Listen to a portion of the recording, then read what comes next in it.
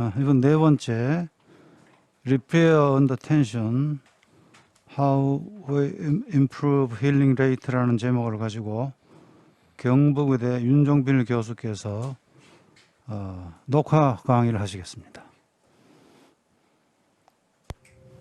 안녕하십니까. 저는 경북대 윤종필입니다. 제가 오늘 말씀드릴 내용은 우리가 로테이트 커프 리페어를 시행할 때 리페어에 텐션이 걸렸을 때 어떻게 이것을 극복하고 힐링 레이트를 증가시킬 수 있을까 하는 내용이 되겠습니다. 우리가 잘 알다시피 아이디어나 리페어를 하기 위해서는 이니셜 픽세이션 스트렝스가 매우 튼튼해야 하고 갭 포메이션이 작으면서 힐링이 충분히 일어날 때까지 메카니컬 스테빌리티가 잘 유지되어야 하겠습니다.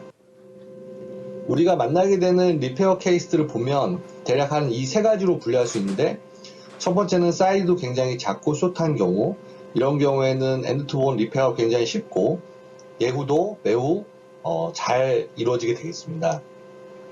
그리고 만약에 태어가 좀 크더라도 내로우하거나 롱기튜드널한 모양의 경우에는 사이드 투 사이드 리페어나 마진 컨버전시가 잘 되기 때문에 이런 경우도 역시 예후가 비교적 좋다고 할 수 있겠습니다.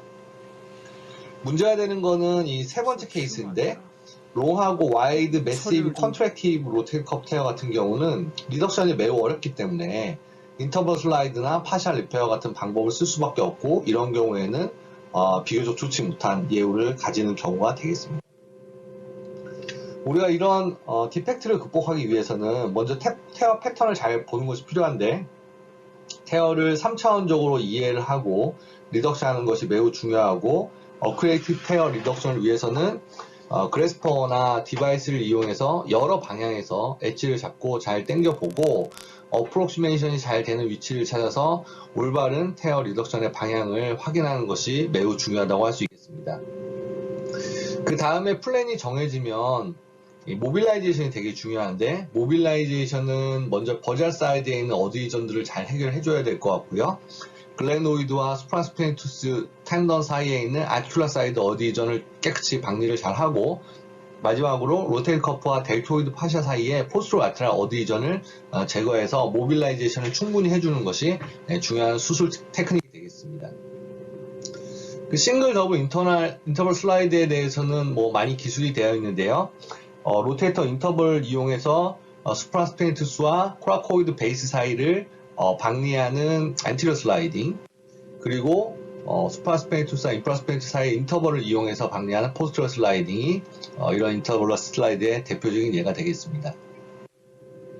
만약에 모빌라이제이션이 되었는데도 충분히 당겨지지 않고 리덕션이 잘 안 된다고 하면, 이런 디펙트를 롱기튜드라는 방향으로 리페어해서 테어 사이즈를 줄여주는 마진 컨버전스도 상당히 좋은 대체적인 수술 방법으로 생각해 볼 수 있겠습니다. 그 다음이 이제 싱글로와 더블로를 할지를 결정해야 되는데, 이 싱글로와 더블로에 대해서 조금 설명을 드리면, 메카니컬하게는 당연히 이 더블로가 좋게 돼 있고, 울티메이트 텐사일 스트렝스나 사이클릭 일롱게이션, 개포메이션이나 풋프린트의 컨택 프레셔를 갖다가 증가시키고 에어리어를 넓게 하는 것도 더블로 수초 브릿지가 싱글로에 비해서는 좋다고 알려져 있습니다. 2008년 JBJS에서는 싱글로와 더블로의 메카니컬 스트렝스를 비교한 논문이 있었는데요. 보고한 논문이 있었는데요. 비교를 해보면 싱글로에 비해서 더블로가 디스플레이스먼트, 스티프니스, 그리고 페일러 로드도 전체적으로 다 유의하게 감소시키는 것으로 나타나서 가능하면 더블로 리페어를 하는 것이 바이오메카니컬에게는 훨씬 더 좋은 선택이다, 이런 보고가 있었습니다. 임상적으로도 싱글로와 더블로를 비교한 논문이 많이 있었는데요.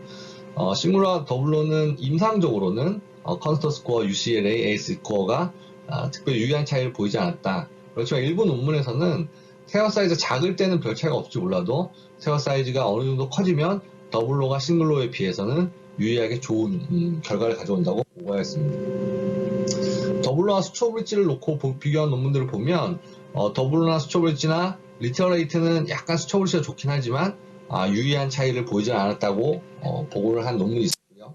싱글로, 더블로, 수초 브릿지를 다 비교해 봤을 때는 라이트 웨스비 그룹에서 싱글로가 한 62% 페일 레이트, 그 다음에 더블로가 한 42%, 컴프레시브 더블로가 한 7.5% 정도로 좀 차이가 난다고 보고를 하였고, 따라서 할 수만 있다고 하면 더블로 수초 브릿지 테크닉이 좀 더 좋은 옵션이 되겠다라고 결론을 내린 적이 있습니다. 그래서 우리가 뭐 일반적인 태어에서는 텐션도 별 문제가 안 되고 뭐 이 힐링에도 큰 문제가 없이 잘 이루어질 수 있겠지만, 매시브 리트랙티드 로테이트 커프 테어를 수술할 때는 가능하면 더블로나 수초 브릿지를 이용해서 풋프린트에 걸리는 풋프린트의 면적을 좀 증가시킴으로써 싱글로보다 더 좋은 결과가 올 수 있다는 게 일반적인 소견이 되어 있고요. 하지만 이런 텐션 프리 리덕션이 항상 잘 될 수 없다는 것이 문제점이 되겠습니다. 그래서 만약에 매시브 리트랙션이 굉장히 심한 테어라서 텐션 프리 리덕션이 처음부터 불가능하다면 그럼 어떤 걸 선택해야 하느냐, 리페어 사이트에 걸리는 텐션을 줄이기 위해서 이런 싱글로로 리페어를 해야 되느냐, 아니면 풋프린트 커버리지를 조금 늘리기 위해서 더블로나 수초 브릿지 하는 게 맞겠느냐 하는 이런 딜레마에 빠지게 됩니다.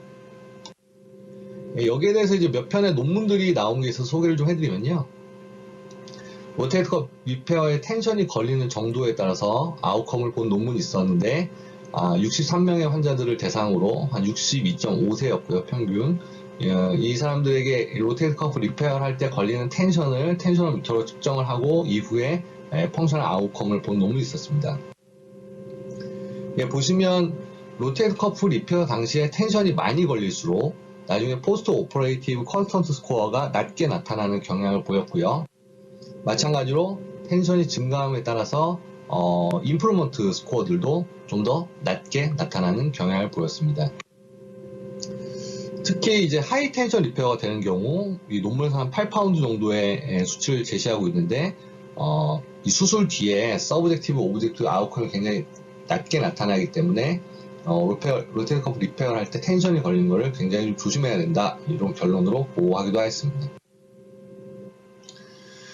JCS에는 또 다른 논문이 실렸는데요. 4케이스 정도의 케이스가 많지는 않았지만 컴플리트하고 파샤를 비교해 봤을 때 쭉 비교를 해보면 이 리페어 사이트에 걸리는 텐션은 컴프테어가 한 2.2배 정도로 컨트롤에 비해서 훨씬 더 높은 경향을 보였고, 이 에이비덕션 어덕션 했을 때 포지션에 따른 이 스트렝스도 어덕션 했을 때 약 한 59N 정도로 컨트롤에 비해서 훨씬 더 높은 텐션을 가진다고 보고하였습니다.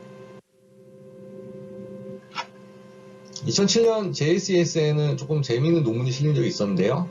63명의 숄더를 만약에 이제 리트랙션이 매우 심할 때는 이 오리지널 커프의 메디알라이제이션에서 리페어를 하고 한 8년 정도의 팔로우업을 했는데, 이 논문에서 이제 NCA 앵글이라는 거를 얘기를 했고, N은 이 리페어를 한 다음에 새로 형성된 뉴 커프 인서션 포인트, 그다음에 C는 휴메럴 헤드 센터, 그리고 A는 아나토미컬 커프 인서션 포인트를 잡아서 NCA 앵글을 평가를 하였고요. 그 다음에 이걸 클리니컬 스코어와 비교를 해보였습니다. 이제 측정을 해보니까 NCA 앵글이 수술 뒤에 액티브 포워드 엘리베이션 앵글하고 역비례의 관계다. NCA 앵글이 굉장히 증가할수록 나중에 포스트 오퍼레이티브 엘리베이션이 잘 안 된다라고 보고를 하였고, 하지만 이게 페인이나 펑션의 스코어는 별 관련이 없었다고 보고를 하였습니다. 그래서 메디알라이제이션을 많이 시키면 시킬수록 리테어 레이트는 낮출 수 있지만, 만약에 한 13mm 정도의 메디알라이제이션이 되면 그 이상에서는 드라마틱하게 액티브 포워드 플렉션 앵글이 감소하기 때문에 메디알라이제이션은 13mm를 넘어가서는 안 된다라고 보고를 하였습니다. 또 유재철 선생님이 쓰신 논문이 있었는데요. 만약에 이제 리페어를 할 때 풋프린트 커버리지가 한 50% 이하로 굉장히 커버리지가 좋지 않은 경우에는 어떤 차이가 있느냐를 본 논문이 있었고요. 이 논문에서는 89명의 환자들 대상으로 싱글로 리페어를 했고, 액세스 스코어나 바스 컨스턴트를 측정하고 포스트 오퍼레이티브 MRI로 리터 레이트를 확인했습니다. 수술 뒤의 결과를 컴플리트 커버리지가 된 경우, 그리고 컴플리트 리페어는 됐지만 커버리지가 50% 이하였던 경우, 인컴플리트 리페어가 된 경우, 마지막으로 거의 리페어를 못하거나 아예 못한 경우를 나눠서 봤더니, 만약에 이런 오리지널 풋프린트를 서브 옵티멀하게 커버리지하면 나중에 리테어 레이트가 한 45.5% 정도로 굉장히 예후가 좋지 않다라는 그 결과를 보고하셨습니다. 지금까지의 내용들을 결론적으로 정리를 해보면 우리의 목적은 결국에 텐션 프리 리페어를 하는 것이지만 이 매시브 리트랙션이 있어서 소프트 티슈 디펙트가 있다면 사실 이걸 둘 다 가질 수는 없고 그러면 텐션을 줄이느냐 풋프린트를 늘리느냐에 대한 어떤 딜레마에 빠지게 되고요. 그런 경우에 정해진 답은 없겠지만 환자의 에이지나 더모그래피 팩터, 테어 사이즈나 텐더널 디제네이션, 오스테오포로시스, 풋프린트의 어떤 컨택 서페이스 등을 고려해서 적당한 합의점을 찾을 수밖에 없을 것 같고요. 그리고 결과적으로 뭐 이런 여러 가지 테크닉을 동원한다 하더라도 디펙트가 심한 경우에는 결국 디펙트이기 때문에 오그멘테이션이나 SCI 같은 그래프트를 사용하는 수술을 고려해 보는 것이 좋을 것 같습니다. 경청해 주셔서 감사합니다. 네, 수고하셨습니다. 다음은 5번째